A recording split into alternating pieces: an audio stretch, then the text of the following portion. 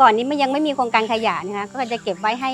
รถขยะที่เขามาเก็บในชุมชนค่ะโครงการคัดแยกขยะนี่ค่ะมันก็ดีในส่วนของ